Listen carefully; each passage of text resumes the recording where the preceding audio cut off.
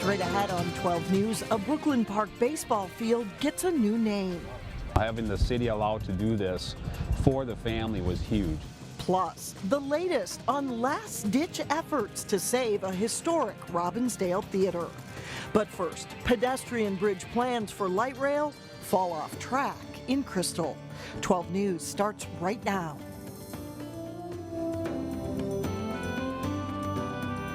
Hello and thanks for joining us. The Bottineau light rail line remains on track to open in 2021. Crystal City officials hope the project would include a pedestrian bridge. But as Delane Cleveland reports, that important safety feature is no longer in the plans. During most hours of the day, it's not a very walkable area. The intersection of Bottineau Boulevard and Bass Lake Road is a busy place. We've got 6 lanes of traffic plus turn lanes. It also happens to be the future home of a light rail transit station where an estimated 1,600 passengers will board each day. It's a major thoroughway. So we want to be able to have people still move through here, but yet still have the safety for the citizens as they come to the city of Crystal. After getting citizen input, the city developed a plan to build a $7.5 million pedestrian bridge over County Road 81. To have a link from the neighborhood to Crystal, we're very interested in that. And for a time, the Metro Blue Line Project Office was asked to study the project and help with designs. What we've done is we've certainly in the project office here on the engineering side been acting and directing and moving forward as if it could go in the project. Ultimately, though, the final decision was in the hands of an oversight body known as the Corridor Management Committee, which decided to move forward without a pedestrian bridge. I was kind of blindsided as to how this was the first time I heard dissent that people weren't interested in supporting it from the Corridor Management Committee. The whole intention of Project Director Dan Soler said there were multiple reasons for the decision. Some of the Corridor Management Committee members talked about safety and loitering. Another reason is that the bridge wouldn't get much use, considering there would also be available crossing on the ground level. Now both sides have to move forward. We will make sure that it'll be safe for at-grade pedestrians. Crystal Mayor Jim Adams, however, just isn't exactly pleased with the direction they're going. You're asking for trouble, and the cost is going to become lives as opposed to money. In Crystal, Delane Cleveland, 12 News. Metro Transit officials say the pedestrian bridge was among $31 million worth of potential additions. Ultimately, the Corridor Management Committee voted to add about half of what was requested. The Robbinsdale City Council takes up a proposal Monday night that could lead to replacing the Terrace Theatre with a Hy-Vee grocery store. On Sunday, a group working to save the theater said the process is moving too fast. To go from an August 1st meeting to a wrecking ball tearing down our theater on September 30th just is not appropriate. The group wants a delay to review what they say are unanswered questions about environmental issues. They also want to see about putting the building on the National Register of Historic Places, which could open up funding to help restore the theater. What we are doing as a group is we are petitioning and we are asking for the City Council to take a 60-day extension on any and all voting in regards to the Hy-Vee development. We feel that this is crucial for these questions to be answered because we don't feel that this is a project that should be just given a blank approval by the City Council without these safety and aesthetic issues.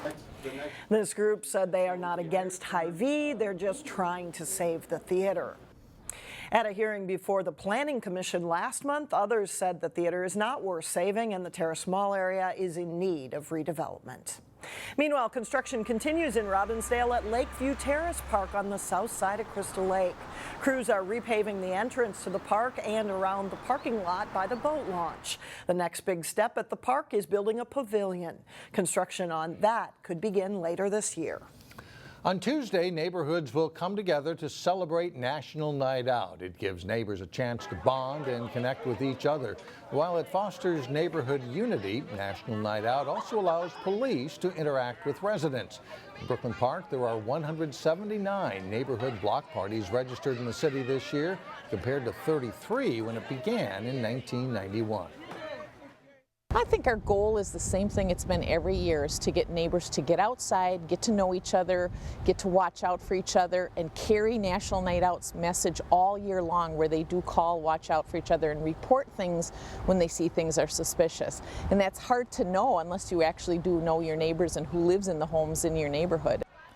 Now, Brooklyn Park has won multiple awards for National Night Out participation, competing against cities of similar size across the U.S. New state laws took effect today. Among them, Minnesota's minimum wage increased to $9.50 for large companies. It's the last of 3 wage hikes that the legislature passed back in 2014. Former Golden Valley lawmaker Ryan Winkler helped put the bill together, but some lawmakers and businesses say it could force them to raise prices or cut staff. Also, a hotly debated bill to reform drug sentencing guidelines takes effect. It reduces sentences for some drug possession crimes while cracking down on drug dealers. Senator Ron Latt sponsored the legislation. The city of Brooklyn Park is doing something rare to honor a life taken too soon. 16-year-old Jason McCarthy was killed 2 years ago by a drunken driver. Sonia Goen shows us what's being done to remember Jason. Something we worked very hard together with Park and Recs in the city of Brooklyn Park. We had an idea, and then we ran to the city with our vision on how we could help the family. There's a big change at one of the baseball fields at Zane Sports Park. The JMF stands for Jason McCarthy Field. A dedication ceremony was held on Saturday to rename field number 1 the Jason McCarthy Field. Talking to the family after it was over with, they found a little bit more peace and positive that his name will live on for a while to come. Jason grew up in Brooklyn Center and played baseball for the Brooklyn area Bandits. 2 years ago, he was killed by a drunken driver. It was an extreme shock. My parents told me what happened, and I was just in deep shock. I didn't know what to say. Jason's teammates, family, and coach are still trying to cope with the senseless tragedy. We had heard that he had gotten hit and he was in the hospital, but I think we all assumed that he was going to recover. Caleb Bertrand has known Jason since they were in the 1st grade. He now has a place to come and remember his childhood friend. That smile on the plaque up there is pretty much how he was in every conversation I ever had with him, how he was in life. He was always smiling and having fun. Jason was an outfielder and he sometimes pitched. His coach says he would often stay late to clean up the fields. He was always vibrant. He was a great kid. He listened and he did whatever you asked him to do. He never, ever complained. Friends say Jason was shy, but he had a big personality. He is so much fun to be with. Jason may be gone, but his legacy will forever be a part of the game. I hope they just have a lot of fun on the field and know what it means to have like good friends like Jason. In Brooklyn Park, Sonia Goins, 12 News. Michael Van Wagner of Coon Rapids is serving a 9-year prison sentence. At the time of the accident, his blood alcohol level was more than 3 times the legal limit. Well, coming up, the business of hair takes on a new look in Crystal. And then a little bit later in sports, highlights from the final day of the big Crystal Frolics men's softball tournament. But first, hot and getting hotter. Tuesday's forecast turns steamy.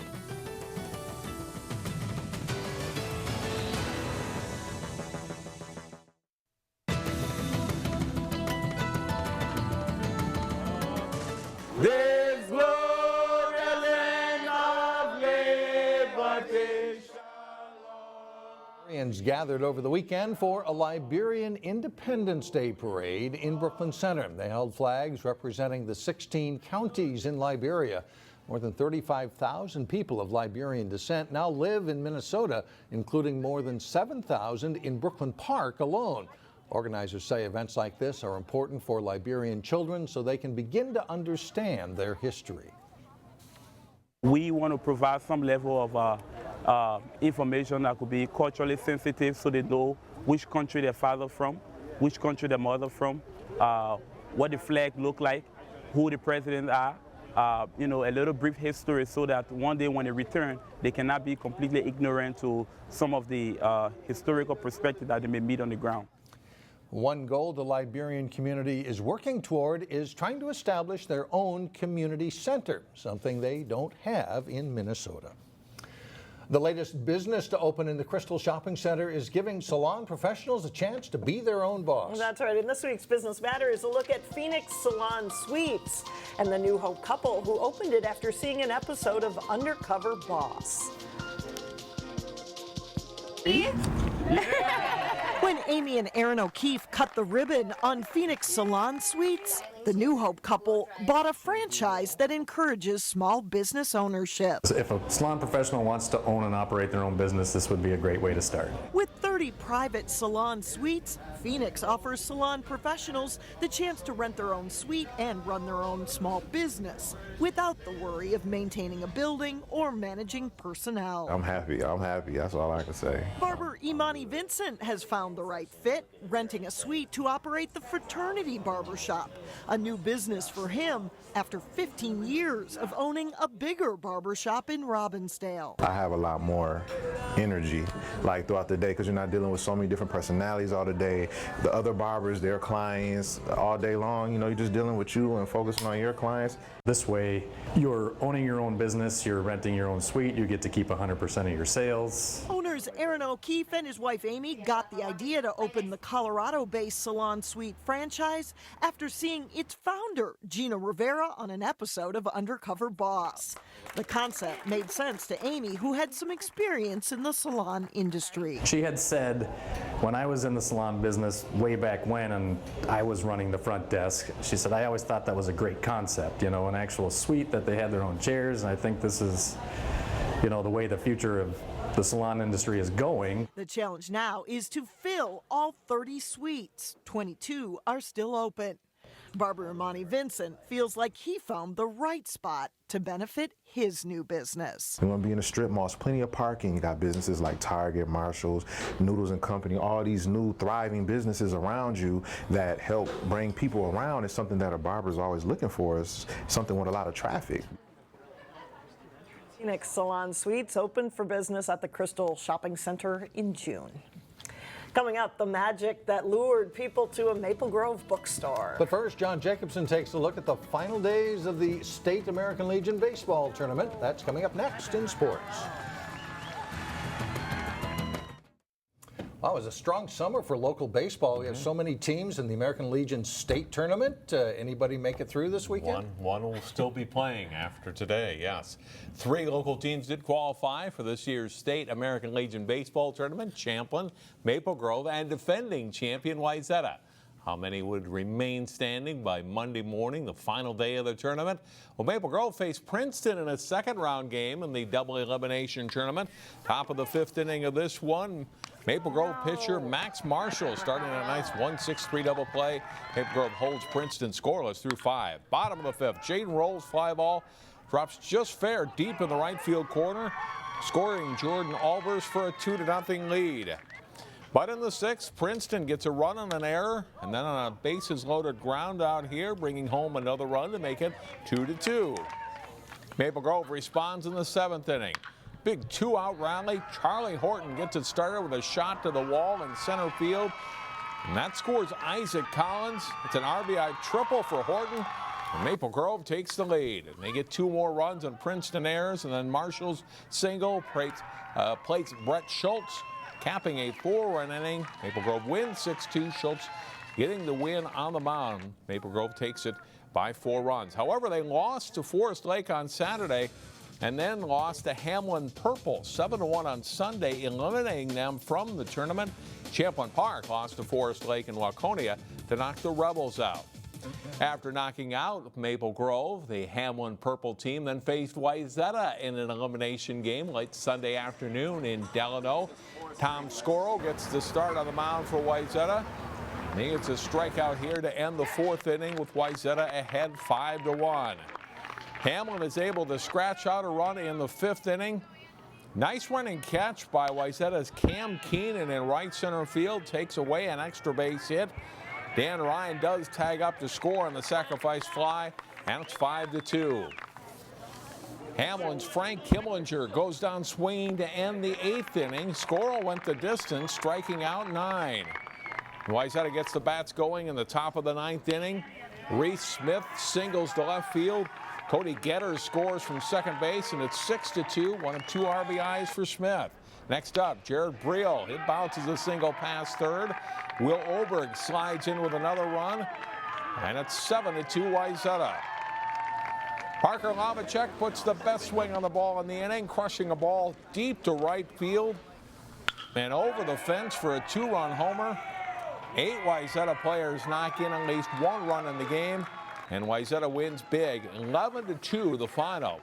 They were one of 3 teams left in the tournament, but Wayzata lost to Woodbury 9-2 Monday morning. It's the second loss of the tournament for Wayzata. Now, here's the twist. Woodbury, which just beat Forest Lake this afternoon to win the state title, does not have enough players to commit to play in one of the regional tournaments that Minnesota qualifies for. So Wayzata and Forest Lake will represent Minnesota instead of Woodbury and Forest Lake in regional play. One of the top community softball teams each year is the Crystal Frolics tournament, which started in the early 1960s. Beautiful weather for the gold. Their Open Division Championship on Sunday. Easton Sports in the white against All-American.